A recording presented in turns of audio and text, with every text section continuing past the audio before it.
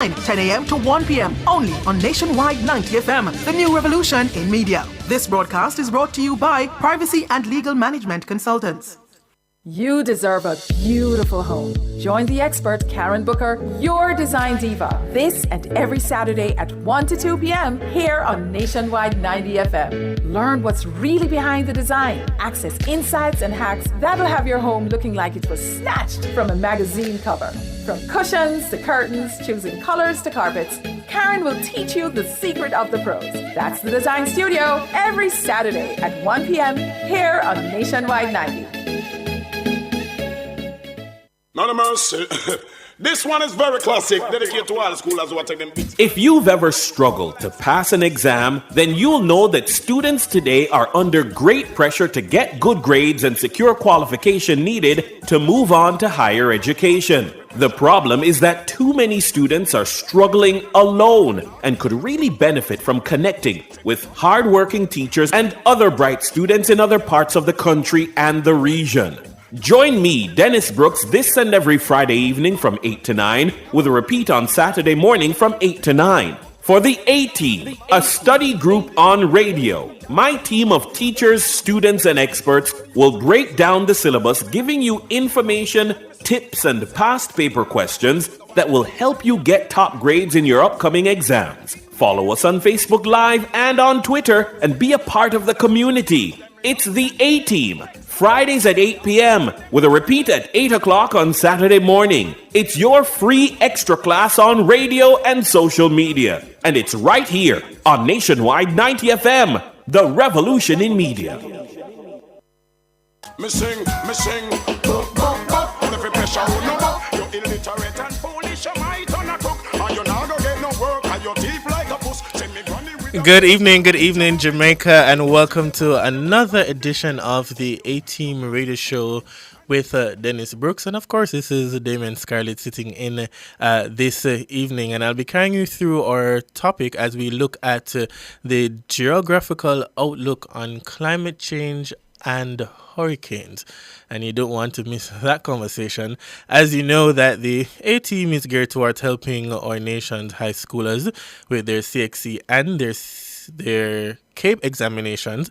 But of course, school is out. It's the summer right now, and we're changing our focus, our conversation a little bit. But in the spirit of the season that we're in, it's good to have this conversation about hurricanes and just giving you that concept or perspective from this geographical outlook. But just before we get to that, we know that a number of our students have received their PEP results, their PEP examination. And just before we get into the other part of the conversation, we are going to be joined by a young one, Israel Hill, who is going to come and tell us all about her PEP experience and the school that she'll be going to. And she's coming to us from the Witters Institute in Montego Bay. And I know her mom is on. Good evening, everyone. Good evening, Miss Lowe. Are you there? I am here, Damien. Good evening. All right. Wonderful. How are you doing today? I'm doing well in spite of what we just went through. I'm doing best. Right, and how did you and your family fare out with, Hurricane Beryl? We were prepared. Israel was actually very excited. It was her first hurricane, and so being the child that we all are sometimes, she was really excited and on point for it. Okay, that's interesting. All right, so hi, Israel, are you there? Hello. Hi, Israel, how are you doing? Hi, I'm good. Okay, wonderful. All right, so I'm going to talk to Israel a little bit. Israel, can you just tell our listeners a little bit about yourself? Okay. So my name is Israel Chelsea Hill. I'm 12 years old. I'm coming from the Witters Institute, and I passed for the Campion College. All right, congratulations. Congratulations. You'll be going to the Campion College. Now, I know you've been with us before on Nationwide when we started the Let's Talk PEP series, and that's coming to us as far back as 2021. Now, what has that experience been like for you doing PEP, Israel? I think that being on a PEP program when I was still in grade 3 made my journey of PEP in grade 4, 5, and 6 much easier. I love that, love that. And what did you enjoy the most about your PEP journey? In my opinion, what I enjoyed the most was probably my success, the aftermath of everything, me doing well, my success. All right, so your success, love that. For you. So, what was your initial reaction, Israel, when you got your PEP results and you, let me say PEP results, when you heard, and what was going through your mind? Okay, so we were in practice for graduation, and my principal told me, she was on the phone with my mom, and I stood there. We're practicing on the stage, and I just stood there, and I froze, and I was kind of confused because I didn't realize that it was real. Oh, it's in that moment. It was like a surreal moment for you then. Yeah, it was. All right, love that. Let me just talk to mommy for a little bit.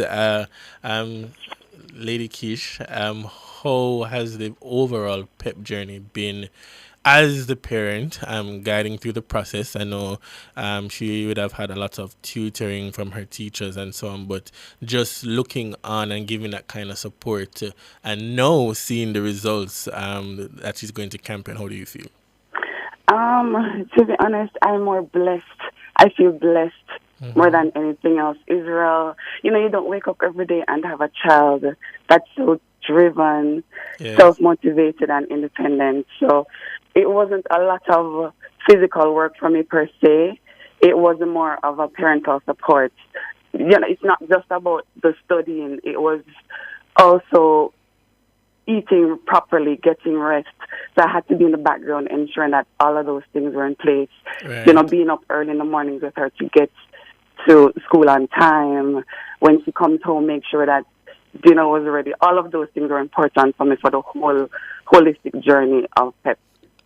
And I love how you said that, because the parental involvement is so crucial, and just being that support for her, as you said, ensuring that she's getting the rest and eating and just being there in the background. I'm sure Israel would have really felt proud to know that she had your involvement in the process, and you can rejoice as well. As you said, it has been a journey that has been long coming, and just to see the rewards of the work that you have put in. The rewards for the work that Israel has put in. It's really remarkable. And as you said, that you've been journeying with us for quite some time, for as far back as 2021. And I remember those Let's Talk PEP series, and just answering those questions with us right here on Nationwide 90 FM. And just to make mention of the fact that Israel, you were 9 years old at the time when you won the top award on the show, and even then you weren't officially in the whole PEP thing as you, right? No, I was not. Right. So looking back at that journey, it's really good. And so, what do you want to be when you get older? When I get older, I would like to be a vet. Okay, so you want to be a veterinarian then. All right. Well, that's a very interesting area that you have chosen, and I just want to say big up to your school and your teachers. But just before we go and end this Let's Talk PEP big up our shout out segment, is there anyone from the Withers Institute that you would like to shout out before we go? I would like to thank one person in particular, one of my classmates. Okay. And I feel like nobody's going to be expecting this right now, but I'd like to thank Kiara Wisdom, because she was my competition. In my opinion, she kept me going. Oh, wow. She kept me on my toes. Mm-hmm. You said Sierra? Kiara Wisdom. Kiara. Okay, love that. And so she was your competition. But you want to shout her out for keeping you focused and ready. Yes. All right, love that. I want to say congratulations to you again, Israel. You are doing a great job, and just to start that journey at Campion, I want to say all the best to you. All the best to you, Mommy Keisha, and keep supporting her and seeing her through the next 5 to 6 years of her high school life. All right. I'm sorry, Damon, can you repeat? I didn't hear that. No, I was just saying thank you, and I was just saying all the best to you and the family as you Oh, look towards high school for the next 5 to 6 years. yes, we are. We are definitely looking forward to the next journey of this for her. Thank you very much. All right, no problem then. All right, so all the best and All right. continue to stay safe and dry during this season. And we look forward to greater things coming to us from Israel. All the best. Thank you. You too. Good night. All right, so listeners, viewers, there you have it there. That's a little shout out from Israel Hill, passed for Campion College. She's coming to us from the Witters Institute in Montego Bay. And as you heard, she's 12 years old and she wants to become a veterinarian. We're going to take our first break right here on the A-Team radio show. When we come back from the break, we are switching our focus to the geographical outlook on climate change and hurricanes. And I have some special guests lined up for that discussion. Soon come. Tonight, you puke, me look and say, if you're not no education, guilty. Outperform, outlast, guilty. We top performance, guilty. Eating Jackama, reliable, full stop, not comma. We have the expertise for drilling and demolition. We have the power tools for plumbers and electrician. Fancy select tools, 3 parts and 3 repairs. 3 parts, 3 repairs. 2 to 3 years. Hilton, available at Delta Supply, 106 Hagley Park Road. Call us at 876-302-6111-4. Delta Supply, we service what we sell. It's the weekend and the youth are taking over the airwaves. Yes, we are the new voices and faces of the Talk Up You radio show. The voice of the Jamaican youth right here on Nationwide 90 FM. After a busy week of work and school, come unwind with Jamaica's #1 youth radio show. We're bringing you entertainment, fun facts, and staying true to youth development and advocacy. Catch the action each and every Saturday as we roll out buzzy segments. What say you? Youth for chat, life skills, global connect, and Bust the Youth. That's the Talk Up Youth radio show, Saturdays 11 a.m. to 1 p.m. on Nationwide 90 FM. Talk Up Youth, Miss Effie. Talk Up Youth, don't miss it. Me sing,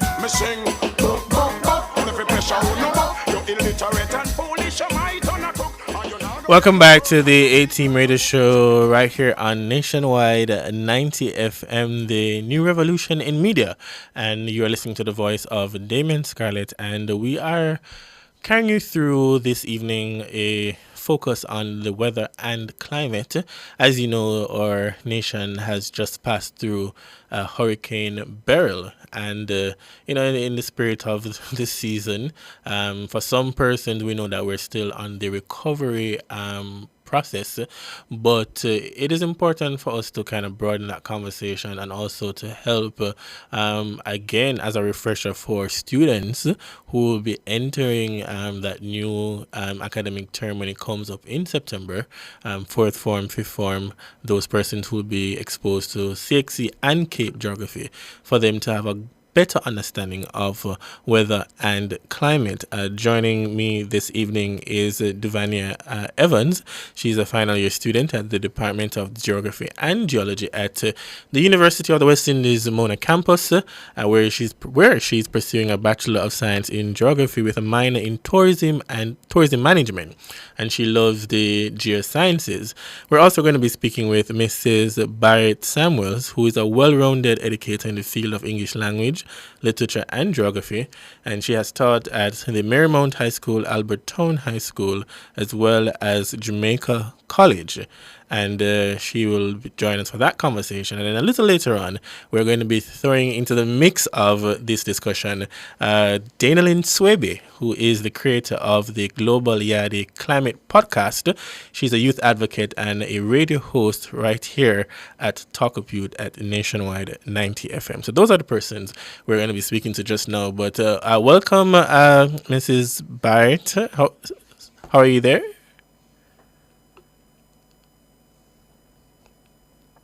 Hi, good evening, Mrs. Scarlett. All right, I should say, okay, good to hear from you. Did I say Mrs. Barrett Summers? I should have said Mrs. Barrett Smith. My apologies about that. Mrs. Barrett Smith, and we're joined. Duvania, are you there? Hi, good night. Yes, I'm here. Okay, great, lovely, love that.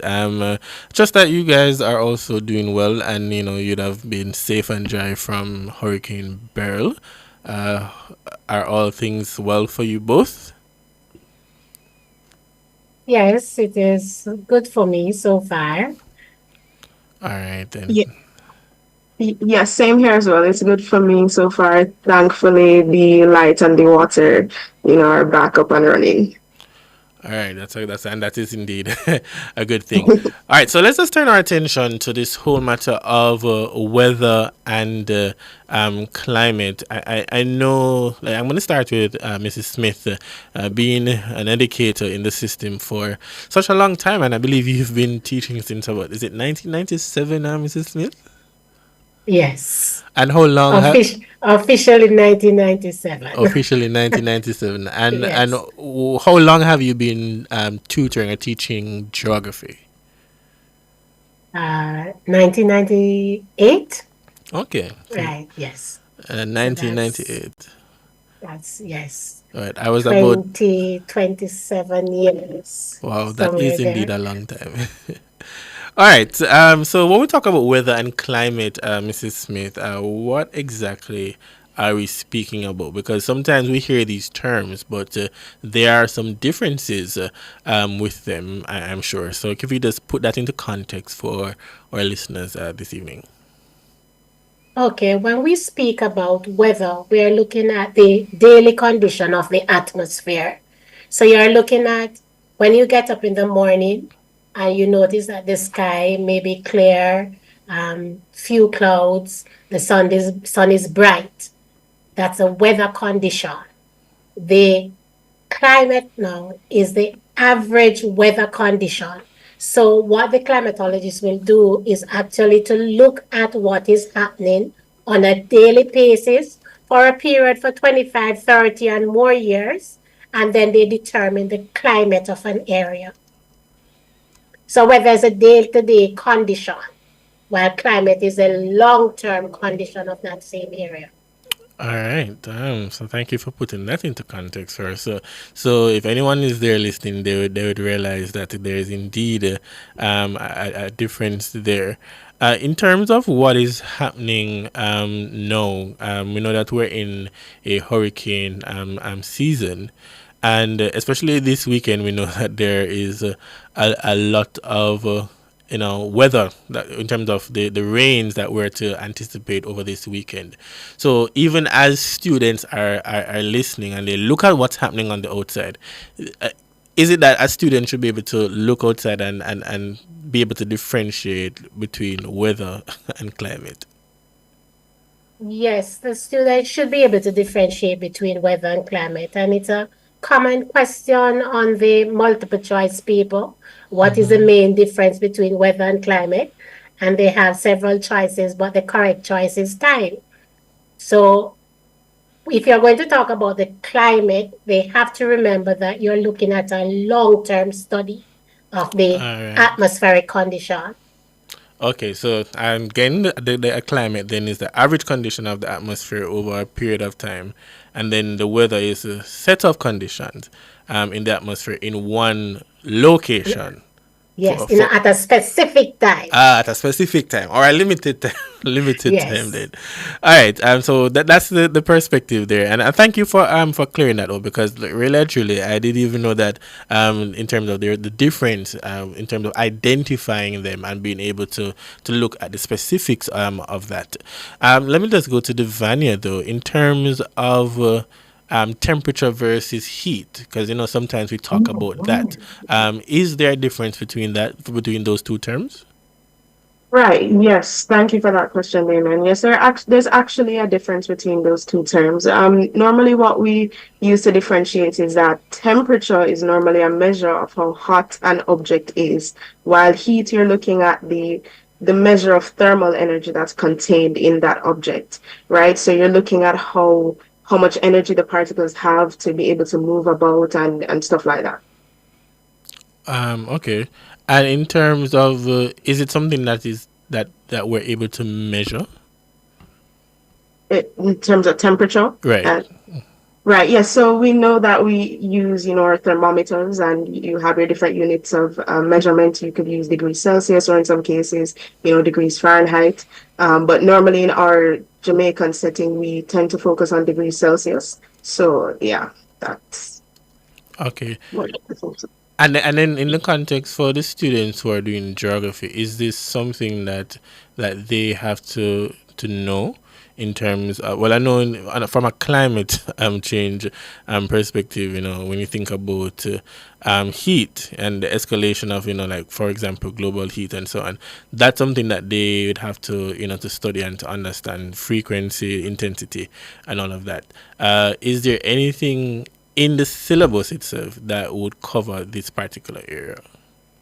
Right, yes. The natural systems section of the syllabus tends to cover the concepts of temperature and heat, and it also looks at the role that they play in tropical cyclone development and hurricane development, of course, especially since we're in this season right now. So these are some of the terms that would come about a lot as they read through and start to understand the natural systems and atmospheric conditions and stuff like that.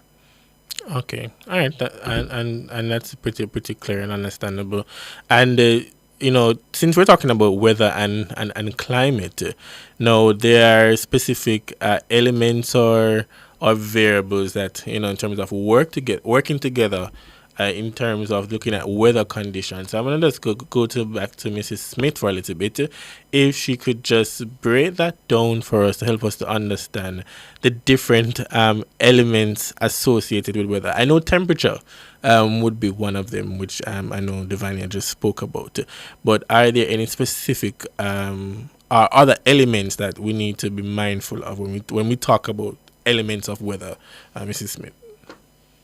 Yes. We look at wind speed, wind direction. You're looking at the amount of rainfall. You're looking at atmospheric pressure. You can look at humidity, which you're talking about the amount of moisture present in the atmosphere. So those are the things we look at in terms of the elements of weather. And sunshine. Don't forget sunshine. Oh, sunshine. Yes. So why are these elements critical then for us to understand weather, or for weather to be fully defined, if I can put it that way? All right. The weather consists of all of these, and if you know, all right. Let me see if I can put it. If you're aware of the elements of weather, then you can. The average person can understand what is it the weather forecast is saying to them, and they can help other persons to understand. So when we heard, I'll give you an example. When they in the movement of Beryl, I kept seeing category 2 over Jamaica. My knowledge is saying that, but it is not touching land. It is over the warm waters. Why is it that we have it at a category 2 where the condition doesn't favor it losing energy? So knowing the elements of weather help you to understand the inner workings of the different weather systems that occur. And that is critical. But then the elements together, based on what you're saying, and even in the context of the Met Service, these elements help now the meteorologists to have a better understanding, or to study the weather, so that we can now have these forecasts that they give us on a day-to-day basis. Yes, it does. I hope I'm right. Yes, it does. It does. And it also helps you to prepare better for the day ahead. Because it determines how we dress, what activities we decide to engage in for that day. Okay. And all right, so in terms of the elements then of weather, now when you talk about for example, the atmospheric pressure, I know that deals with some high pressure system that brings cool temperatures and a more clearer skies. If you can talk to us a little bit about that. Or in terms of atmospheric pressure, you're talking about the weight of a column on air that is on the Earth's surface. How much pressure does it exert on the Earth? So where you have a cold column of air, then you're going to have high pressure. It's like me applying force to your shoulder, right? So the colder the air, it's the more it weighs down onto the Earth's surface, and then you get a high pressure system. The good thing about that is that the weather is normally clear, right? So you get sunny skies and so forth, so we can carry out our daily activities. In terms of a low pressure now, the air becomes warm and it rises. And so you end up with a low pressure system. And that is what gives rise now to the hurricanes and the tropical waves and so forth. Okay. And then the atmospheric pressure now, that has an impact on altitude? No. The atmospheric pressure, Devane, help me out with this. The atmospheric pressure increases with altitude? Devane, are you there? Well, I know. Because the further up you go, the colder the air becomes. And so the pressure should increase with altitude. Okay. If I remember it correctly. Okay. And one of the... well, I know one... Yes, go ahead. Devane? Oh, yeah. Sorry about that. A little bit of technical challenges just now. But I think Miss Smith, yes. Miss Smith was on the right track. Atmospheric pressure tends to decrease with an increase in altitude. So that's normally what tends to happen, if I'm not mistaken. Right, and talk to us a little bit now in terms of humidity. We don't have to talk about that a lot. I know that would now more focus on now the amount of, what do you call that now, the water vapor in the airs. Now these are helpful to when we look at clouds, but let me let you talk about the humidity though. Okay. So when we talk about humidity, you are correct. We tend to, that's looking at the amount of water vapor that is present in a given volume of air. And of course, humidity does play a role in, the development of clouds and of course, how the surroundings will tend to feel, right? And so naturally, when the temperature gets, if there's a lot of water vapor in the air, of course, humidity will be high. And the higher the humidity, the wetter or more moisture it starts to feel outside and around you. And so normally in weather reports, the humidity that they try to explain in terms of relative humidity. So you're looking at, how much water vapor is present in a column of air. So that's what we're looking at. Okay. And I guess one of the things that is critical there is helping us to understand that this humidity or this water vapor in the air is what helps to make, for example, the clouds, rain, and snow. Right. So, how humidity tends to affect temperature is that, for example, during cold times, when the temperature is, much colder, the humidity tends to also drop. So with fewer water droplets, the heat is now, you're now looking at how you're looking at, I'm trying my best here to explain it in such a way that it's not a bit confusing to our listeners. Yes. But right, so if temperature, all right, let's look at in terms of temperature increases, because we're talking a lot more about how hotter it's becoming nowadays, right? So if temperature increases, it will result in a decrease in humidity. So you should feel that the air tends to become much drier. However, in opposite terms, once temperature decreases, the air around you starts to become, it's more filled with moisture. Right. So, yeah.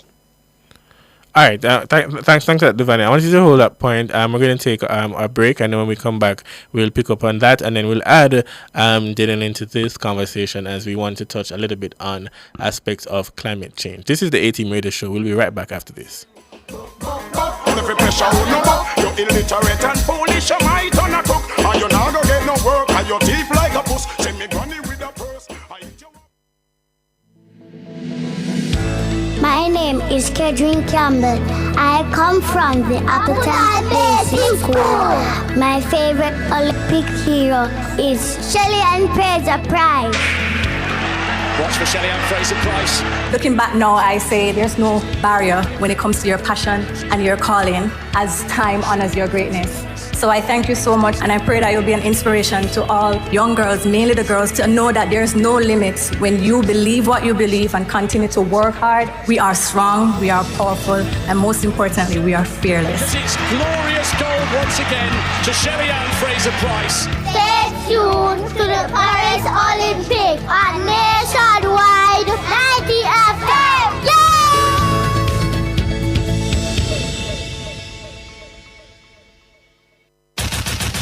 Pull up another party, yeah. I know it's nobody. Come join us outside with Pepita. Normal life. Every Saturday from 2 p.m. to 4 p.m. right here on Nationwide 90 FM. Boy, Yaffy. We bring you the views, the news, and we'll be cruising all around Jamaica. Hey, surprise them with a bang. Where the hot spots, raindrops, sunshine, we'll be there. Don't diss it, don't miss it. Outside with Pepita. Me sing. Every pressure you illiterate and foolish, you might on a cook, and you not go get no work, and your teeth like a puss. Send me granny with a purse.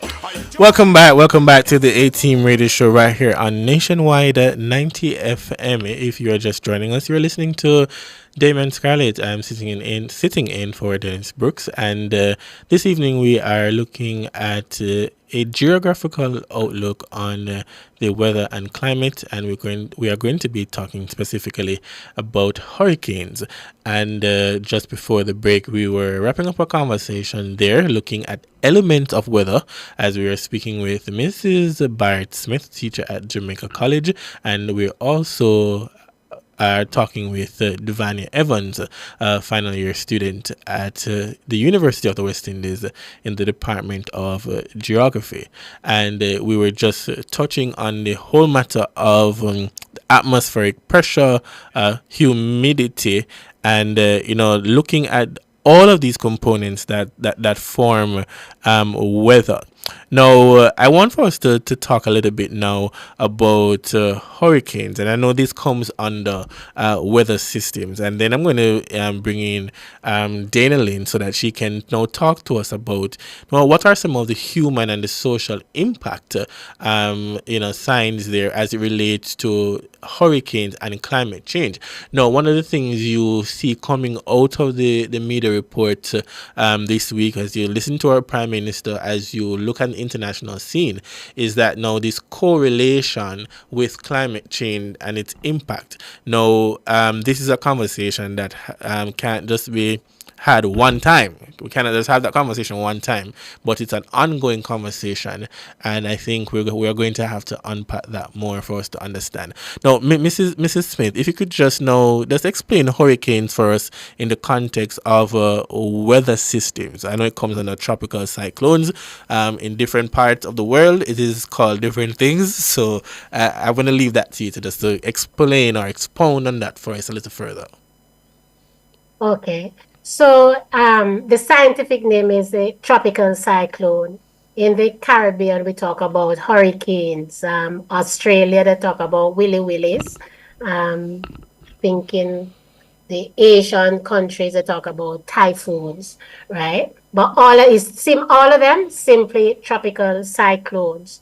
And it's really just a rotating circulation of wind, with wind speed over 74 miles per hour that develops in tropical water.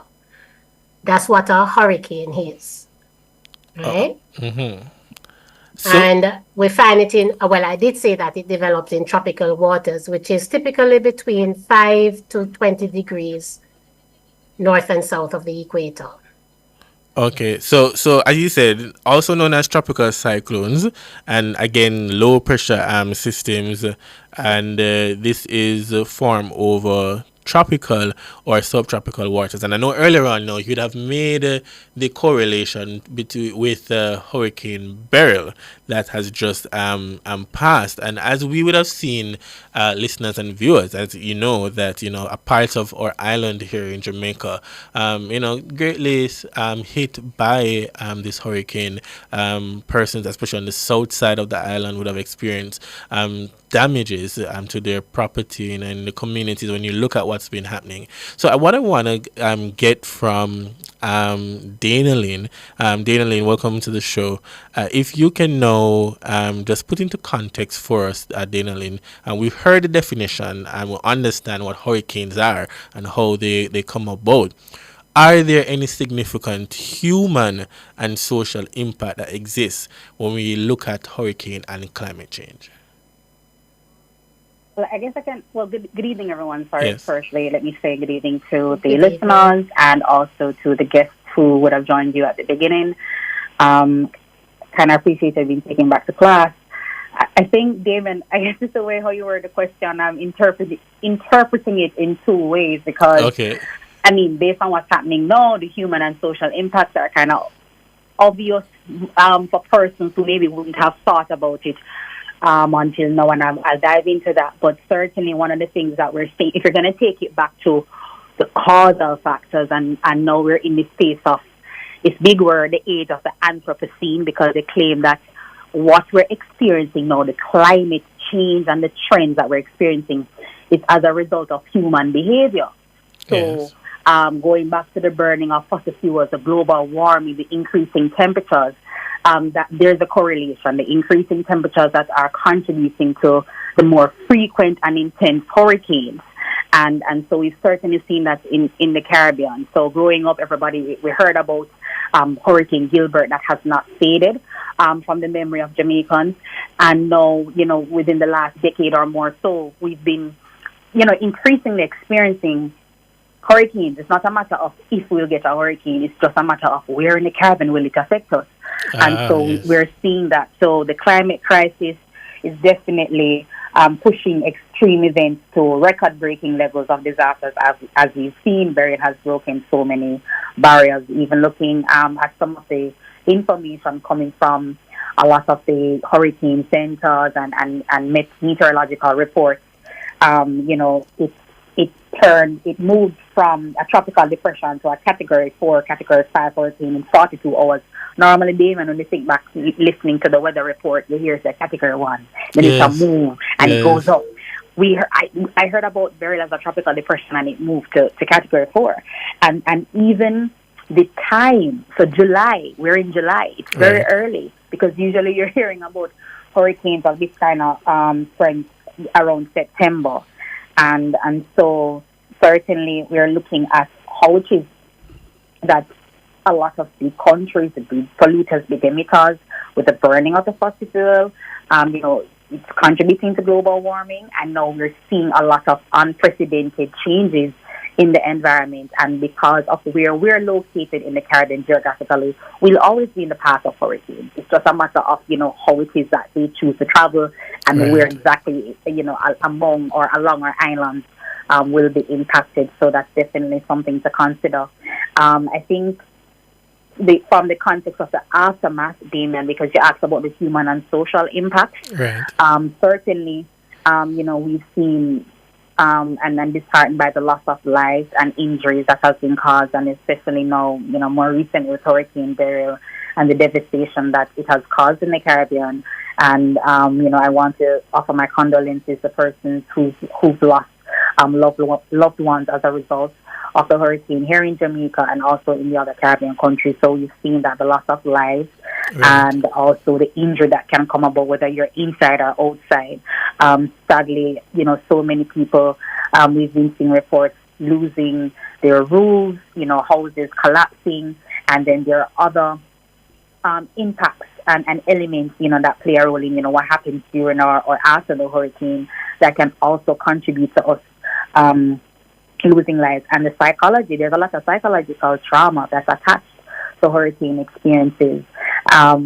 Certainly know with the kind of devastation that we've experienced, it means then people who've lost homes, people who've been displaced, whether because of Beryl, Gilbert, Ivan, Yes. Maria, Irma, whatever hurricane or extreme weather event, it kind of creates this anxiety. So the next time you hear about a hurricane, especially, like I said, people who suffered loss before, then it's a recurring trauma, it's a recurring memory or experience. And, some of us can use that to our advantage. I was speaking to my aunt yesterday. She spoke about the fact that because of Gilbert, the experience that she had with Gilbert was why she took the step of, trying her best to ensure that the kind of housing material she's using in construction is something that wouldn't really compromise the integrity of her house, she's trying to invest more money for those who can, to have like a shutter-proof window, because this is all she has to protect it. And so that also can create anxiety, because when we hear about preparedness, I heard people lamenting that they didn't have enough money to buy food, they didn't have enough money to kind of, protect their roof and to purchase other supplies and so forth. There's the economic realities of what they face. So the thing is, it's hard to separate, because the economic realities and hardship, so the before or after, can also play into the human and social impact. Right. Of the challenge and the aftermath that's associated with the hurricane.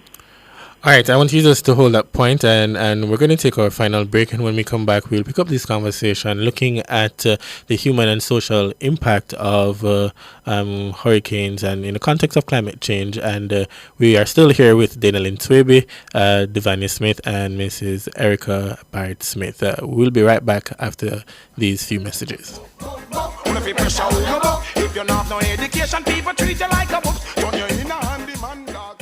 Experience Jamaica's Olympic triumphs in Jamaica Gold, a golden spotlight. Brought to you by Horton's Pharmacy. Horton's RX Pack for better medication management.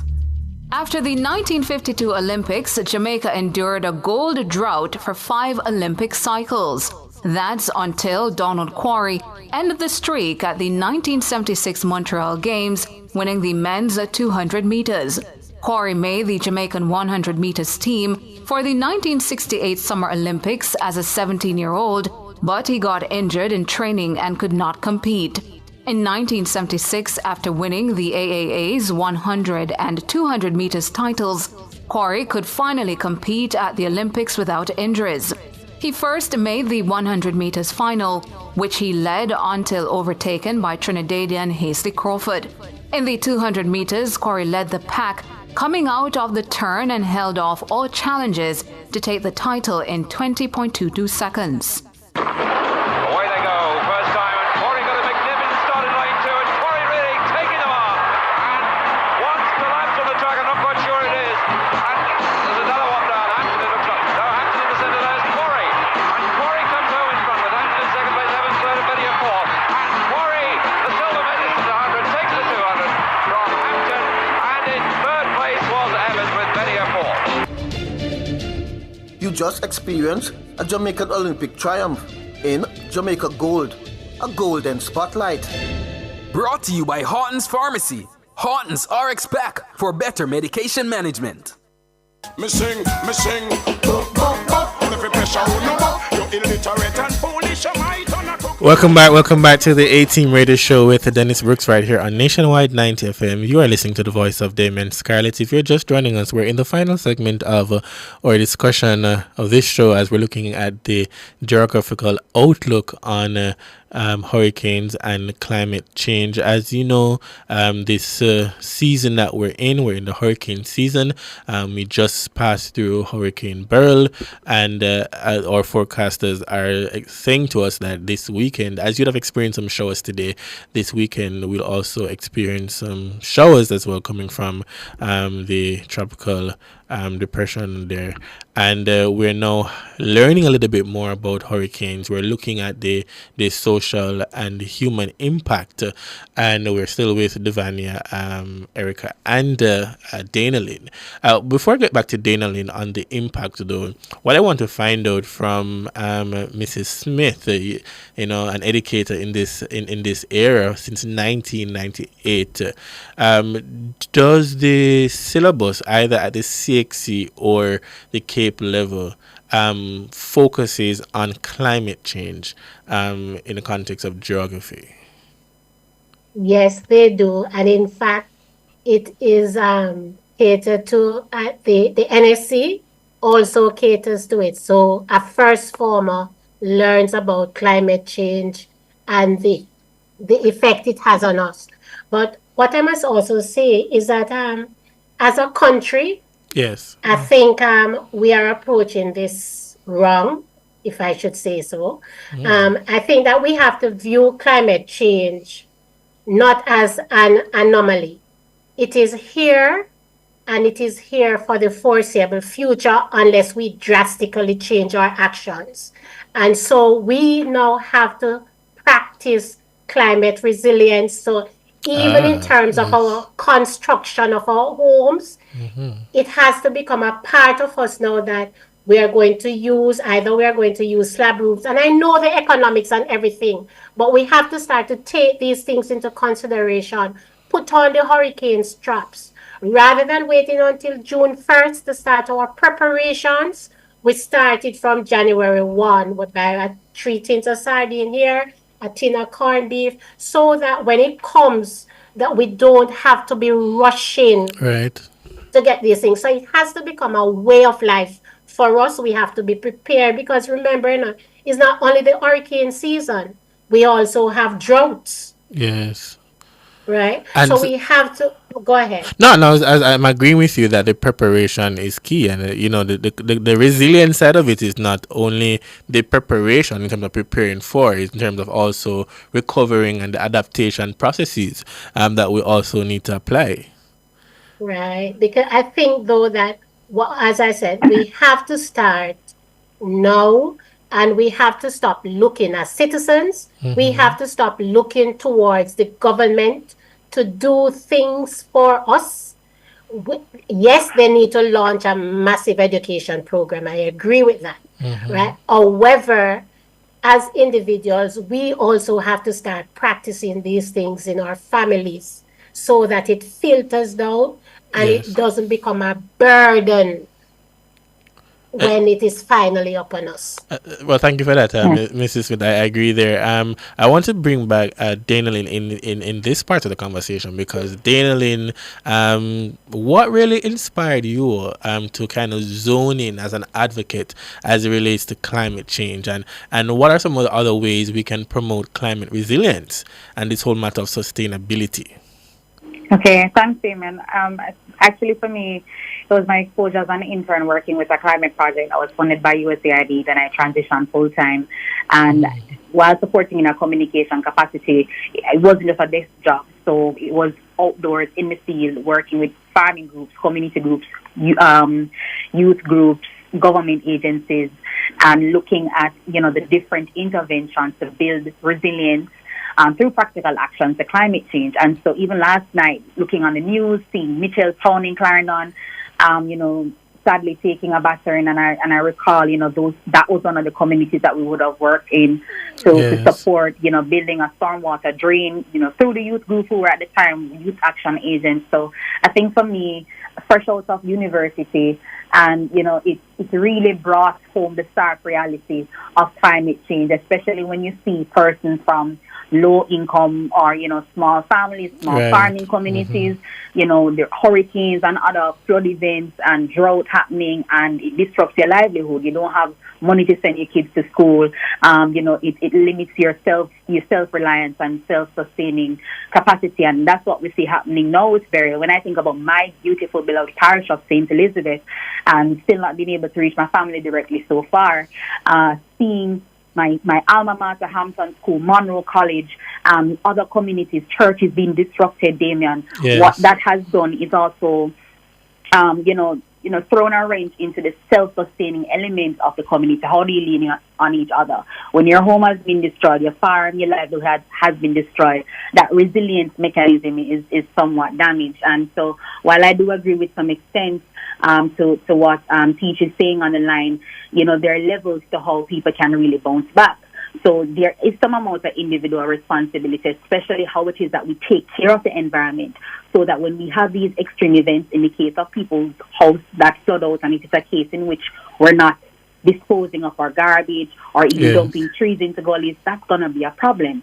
But yes, we do have to think deeply. And so if I can take this opportunity to speak to even the entities and persons who have greater resource capacity for support, if there is the wherewithal to look at how we build back better, we need to do so, because it's not just about replacing a zinc that fly off with a new sheet of zinc.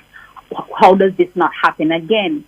So the resilience that you're speaking of is not even in the preparation. It's that when there is a next hurricane watch or warning or threat, we don't want the next person to be fretting that my roof that was replaced 2 years, 5 years ago, the same thing is going to happen to me.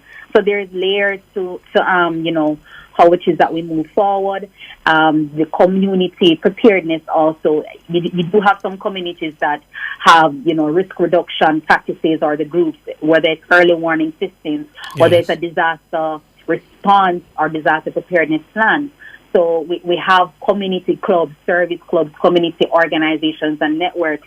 We need to advance the education around disaster risk reduction and what it needs to prepare, the pre-disaster planning, as Ms. Eleanor Jones spoke recently on my podcast about, the pre-disaster planning. How are you doing your stakeholder mapping, your resident mapping, looking out for the vulnerable groups in your community, and so having people being assigned to them, outlining what must happen if when disaster does befall a particular community.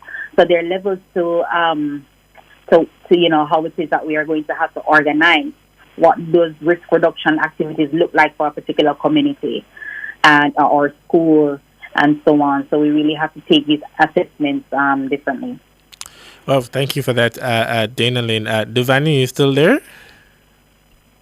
Yes, I am, Damien.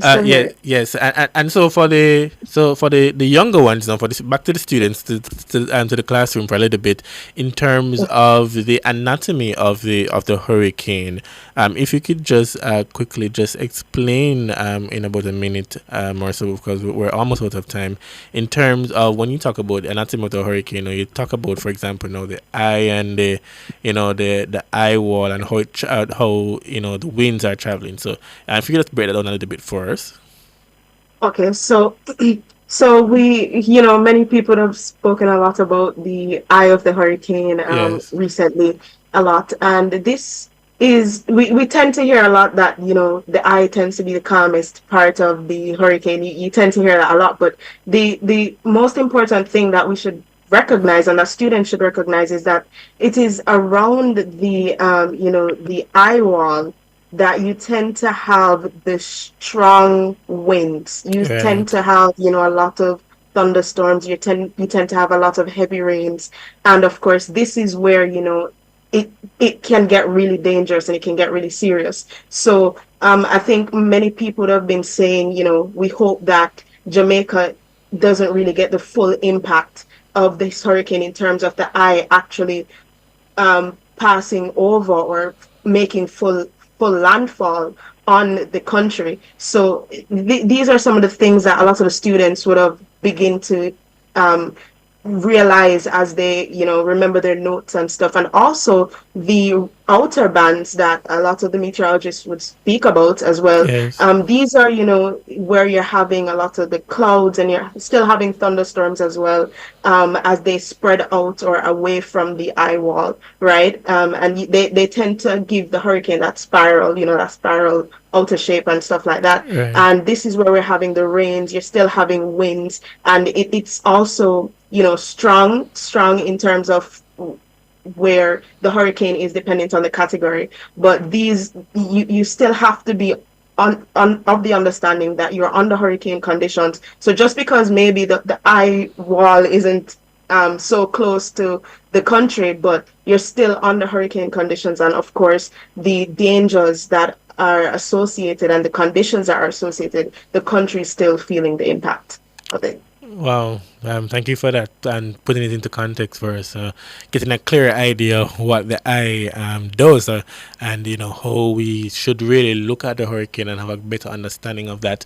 Mrs. Smith, I want you to think about this question, the final question I'll give to you as we close out, in terms of students who are going to be coming into the system. When I say coming into the system, moving over to 4th form, 5th form, 6th form to be exposed to CXC geography. What is your word of advice and encouragement to them as they come in? But so think about that for me. And then Dana Lynn, I know you would have put into context in terms of now the human and the social impacts, which there are many. You talk about the low income families, look at the communities, but in terms of nationally, are there any other specific economic losses that are associated with climate disasters? I'm going first? Yes, Dana Lynn. Sorry, repeat the question in terms of nationally. Are there what? The economic losses associated. Well, yeah. Oh, yeah. I'm sorry. I just put that into context now as you were asking. But certainly, I mean, I have to go back to our current reality. St. Elizabeth, one of our largest food-producing regions, the breadbasket parish, severely impacted. So you can understand then, the loss of livestock, crops, and so on. One farmer said 3 million in losses for his plantain farm. So you can understand what it can also mean for the rest of Jamaica as food prices may skyrocket due to the scarcity, and so the resource. So that's just agriculture. We have other climate sensitive sectors, and so with maybe and even South Coast tourism being impacted. The energy sector with the power outages, fuel, and the telecom disruptions as well. So some of these disruptions, the power lines and other infrastructure have been destroyed. Yes. So across the board, it means that we're going to be suffering significant losses in terms of, the economic aspects. And so, one of the things that we're grateful for, listening to the Prime Minister and the Minister of Finance, that we've done. Jamaica is on a new trajectory, so we're not pulling on debt first to bounce back from the economic shock. Right. There are disaster recovery mechanisms in terms of the financial mechanisms that's ready that we'll be pulling from firstly, and the UN as well as the UK and other entities have now been coming to the Caribbean's aid as it relates to their emergency fund that they'll be, issuing or distributing across the Caribbean. Of course, we know that we don't know if it would if it's adequate in covering the cost of damage that's still being assessed, but certainly, Damien, across a lot of sectors at the community level, people are going to be needing. I know I'm very heartened at the mobilization, people across social media, issuing supplies and so forth. Yes. But over time, that's temporary relief, to build back. When you think about the housing stock, the cost is going to be higher, yes. Yes, and so even livestock, much for one cow, one goat, and so it's really exorbitant already, difficult to quantify at this point. But all of that, as I'm trying to say, it adds up to the it paints the national picture, and so we have a lot to contend with. School, and I didn't even plug in about the schools. Like I said, that have been disrupted. I don't know if I had made the point of the local economies being impacted, because when you have the farmer, the livelihood that's been disrupted, the school that's been disrupted, the individual who's lost their house and livelihood, then it can impact a particular community. How is it that we lean on each other and support each other if we're all suffering loss at the same time? So it's really devastating. Oh, thank you for that, Daniel, in terms of helping us to see the broader picture. And I know this kind of conversation will break it down for our listeners and our viewers, for them to understand. Because, sometimes when we perhaps even hear some of our leaders, when they try to break it down for us, it might not be so simple in the ears of many, but you certainly have done so for us. And I'm going to give the final word now to Mrs. Smith, an educator in the system since 1998. For students coming in this new academic term that will be coming up in September, what can they expect when it comes on to geography?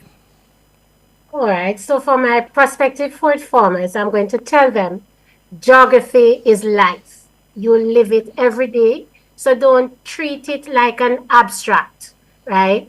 We experience the different things. Remember this Beryl experience. It will help you in studying weather and climate.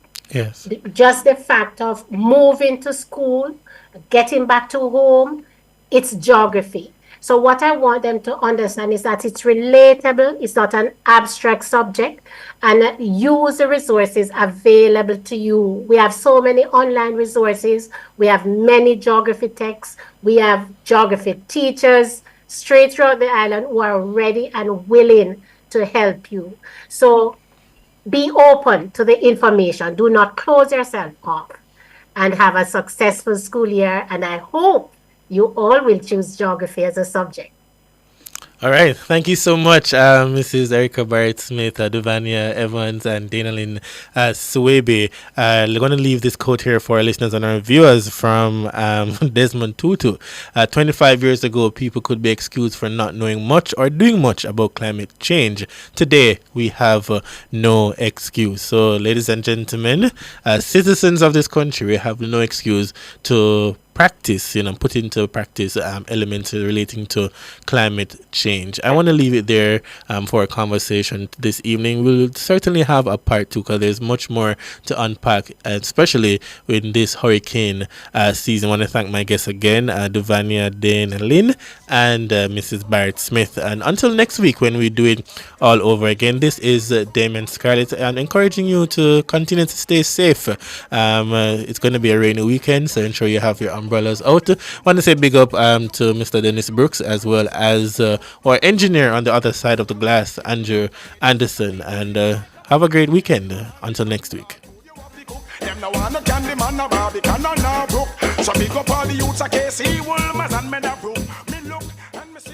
You deserve a beautiful